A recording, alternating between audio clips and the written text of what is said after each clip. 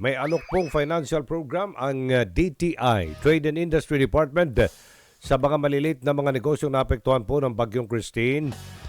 With DTI ASEC Agaton Uvero. ASEC, magandang umaga. Magandang umaga sa iyo at sa mga tagapakinig. Opo, ASEC, this is Aljo Bendijo sa ngalan ni Kong Erwin Tulfo. Naka-live na po tayo sa PTV at Radyo Pilipinas sa programang Punto Sintado Reload. ASEC, ano po itong financial program nyo po para sa mga maliliit na negosyo ngayong pong naapektuhan sila ng bagyo? Meron tayong yung maliban doon sa the usual starter kit, assistance, training sa binibigyan ng DTI. Kapag itong mga panahon ng kalamidad, meron yung SB Corporation, ito yung bangko ng DTI. SB, opo, SB Corp. Meron SB Corp. Meron tayong Enterprise Rehabilitation Fund na binibigay sa mga MSME na naapektuhan ng kalamidad. So sa ngayon, meron nakahandang 2 billion pesos na budget at ito ay para talaga sa mga naapektuhan. Ang pwedeng utangin is from 10,000 pesos hanggang 300,000 pesos. Opo. Simple lang yung mga requirements na kailangan dito. Opo, ano po yung requirements? Usually yung mga registration, mas maganda, dapat siyempre may registration ko sa DTI, may use permit mo. Yun yung mga the usual requirement, hindi ganun karami. Tapos yung in terms of terms naman, pwede kang usually 3 to 5 years yung terms. On the first year, pwedeng walang interest, hindi ka na magbayad ng principal. O minsan, pwedeng principal, depende sa negotiation. Importante, mababa yung interest, hindi ka na ng collateral at simple lang yung proseso ng pag-proseso. Opo, okay. Saan po sila tutungo? DTI or sa SB Corp lang? Meron, siyempre, hindi naman lahat ngayon may online access. Opo. So, pwedeng tumungo sa website saka mag-email sa SB Corp.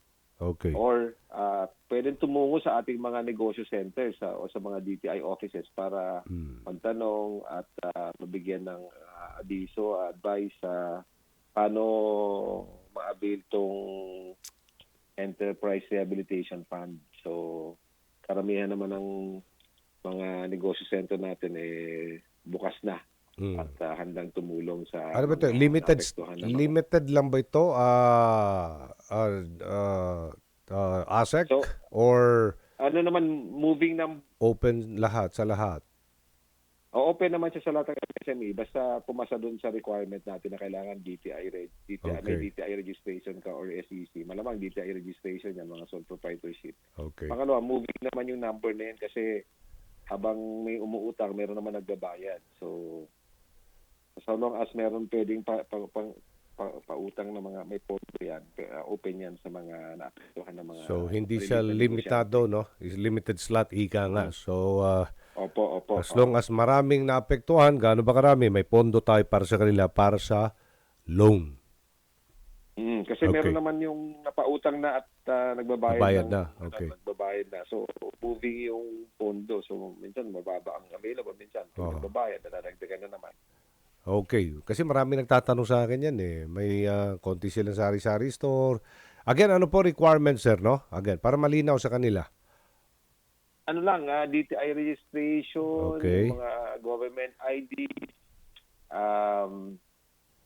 kung may, usually, kailangan siyempre ng mayors permit natin kasi yun yung magpapatunay na lehitimo ka. Ito yun lang, basically, yun lang yung mga requirements. Tapos siyempre, kung meron kang record ng negosyo mo, ano yung may fifilapan ka na form kung paano... Kahit na bago pa lang po siya, 2 buwan pa lang siya nagnenegosyo. Na siya, qualified na siya? Pwede naman, basta mapatunayan na ongoing siya at totoong negosyo siya. Okay. At meron ka, siyempre, kailangan rehistrado ka naman. Rehistrado, okay. May iba po tayo. ASEC, kumusta po monitoring natin sa price freeze sa mga lugar na sinalanta ng Bagyong Christine? Sa ngayon, meron tayong 7 provinces, 7 probinsya at 16 na 26 na bayan na nagdeklara ng state of calamities. At kapag may state of calamities, kasunod dyan yung pag-issue ng price freeze bulletin ng DTI. So, basahin ko lang, i-announce ko lang na yung mga probinsyang ito is Albay, Catanduanes, Camarines Norte, Cavite, Camarines Sur. Ito yung mga bayan na naapektuhan na. Tapos may yung mga bayan-bayan naman, Magpetco, Samar, Sorsogon, may 4 na bayan, Bulan, Donsol, Huban at Matlog. Sa Quezon province naman, Tagkawayan, Mulanay, General Luna. Sa Eastern Samar, may Dolong, Borongan City, San Julian at Sulat. Taf, maraming bayan sa Eastern Samar. Taf, Avid, Dolores, Oras, San Policarpio, Arteche, Maslog, Ipapad. Okay. Sa Laguna naman, Binyan, Santa Cruz at Victoria. Cuenca, Batangas naman, yung sa Batangas province at Quezon City kasama sa mga nagdeclare ng state of calamity at covered na siya ng price bulletin. Pag pinag-usapan naman yung price freeze bulletin natin sa parte ng DTI, ito ay yung mga produkto tulad ng tinapay, dilatang sardinas, tubig, processed milk tulad ng evaporada, kondensada at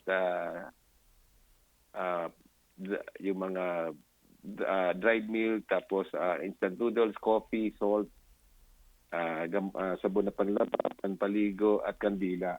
Okay. Yung iba naman ng mga produkto, sakop naman ng DA yun, pagdating sa mga pagkain, pagdating sa LPG, sakop naman yun ng Department of Energy. Tapos yung mga gamot naman na is considered as essential, DOH naman po ang nagbibigay ng price freeze. Okay. Sige po. Maraming salamat po, Asek Agaton Uvero ng DTI, Department of Trade and Industry. Good morning po.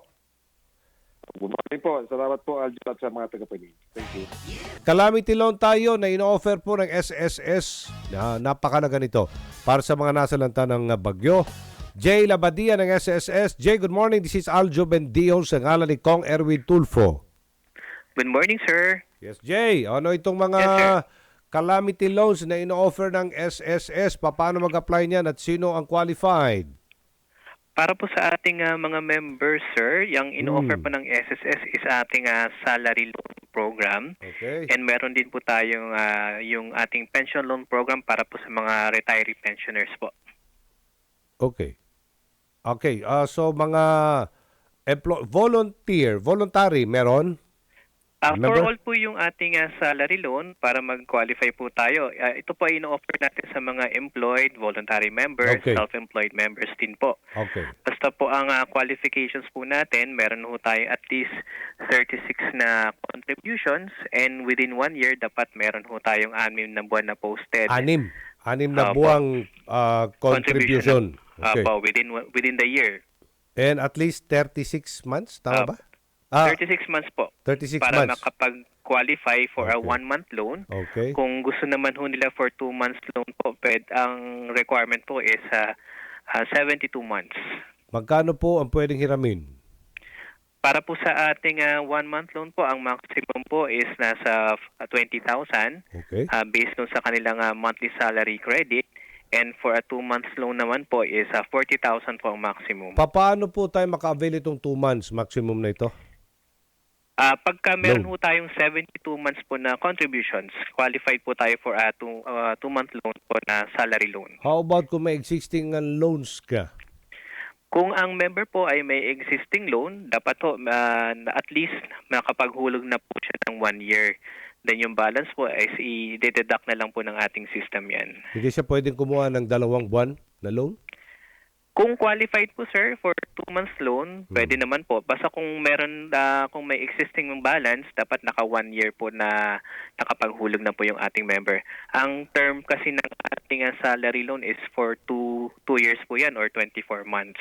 Okay. Paano sila mag-loan nito? Saan sila pupunta? Para po sa ating mga members, para makapag-avail po ng ating salary loan, ito po ay online na. So, ang importante ho, dapat merong my.sss account, yung ating mga filer, and yung kanilang bank account po dapat naka-enroll na po sa disbursement account enrollment module. Ito po ay magagawa nila pag may access na rin po sila doon sa my.sss. Okay. Pag wala pa pong my.sss, paano po sila maka-enroll dito? Jay? Opo, para sa ating mga members na wala pa hong my.sss, pwede naman ho nilang gawin yan, mag-register sila sa kanilang kabahayan kung may access ho sila sa internet o kaya sumadya ho sila sa ating mga branches. Meron ho tayong e-center, pwede ho sila diyang gumamit ng ating mga computers and pwede ho silang ma-assist ng ating mga member service representatives. Alright. Maraming salamat, Jay Labadia ng SSS. Good morning. Thank you po.